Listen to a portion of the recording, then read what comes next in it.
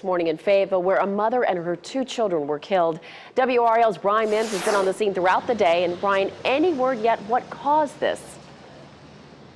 Deborah, investigators have not yet said. For the last 2 years, a young mom and a young dad and their 2 very young children lived in this home here along Cliffdale Road. But in the middle of the night, something happened. And when it did, that young father was still on the road, completely unawares, his workday done. He came home to this: fire trucks and firefighters and a blackened shell of a home. Jawan Bullock had worked the second shift. His 2 little boys, Trayvon, 6, and Andrew, 5, would be sleeping, surely, by the time he got home. And so would his wife, 25-year-old Ashley Bullock. 2:27 a.m. Someone driving by on Cliffdale Road saw the smoke and called 911. When firefighters arrived, the flames were leaping through the roof. He came home to this: a father being told there were 3 people inside, all in a bedroom. By daylight, a family friend had come by to tell us about that young father's family, those little boys. I mean, they were fun, they were playful, they would, we'd go over there and have a good time. Martin Kearse used to work with Ashley Bullock selling vacuums. Says she wasn't working anymore, but going to school at Fayetteville Tech. Says the family had a home fire a couple years ago, a space heater. And they lost everything.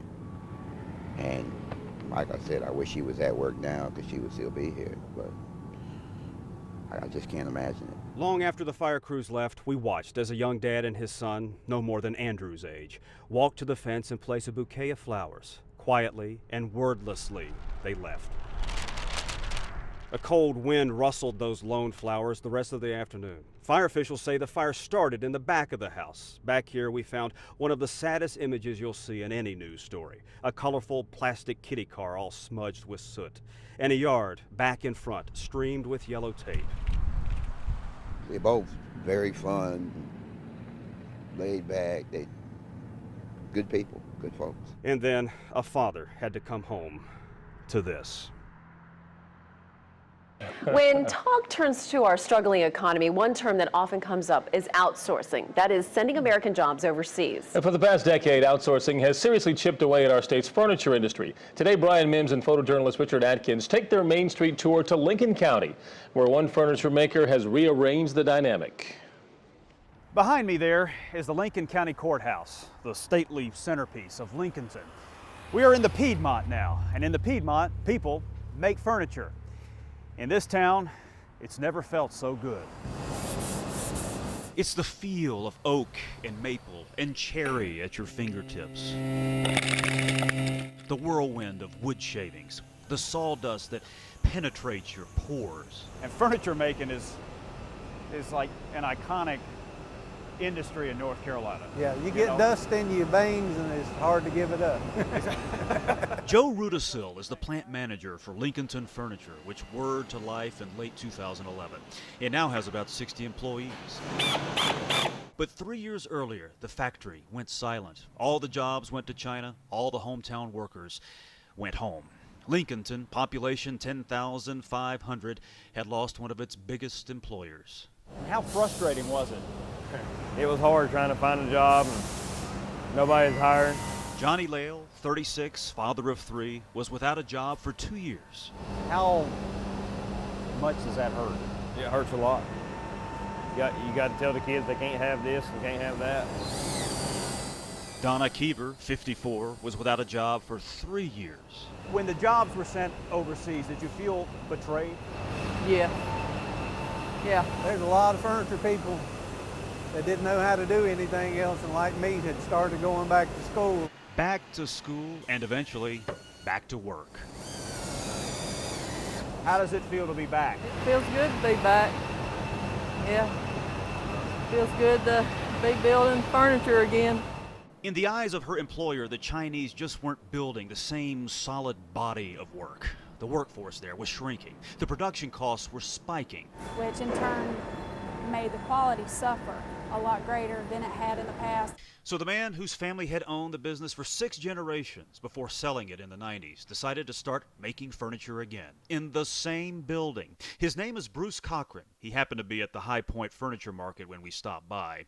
This year, President Obama summoned him to Washington to applaud his efforts to insource American jobs, though he has said he'd rather see Mitt Romney in the Oval Office. I put the question to Gordon Robinson, 48. He worked 25 years in this plant before he too was laid off. He's voting for President Obama. He believes the economy's rough edges are smoothing out.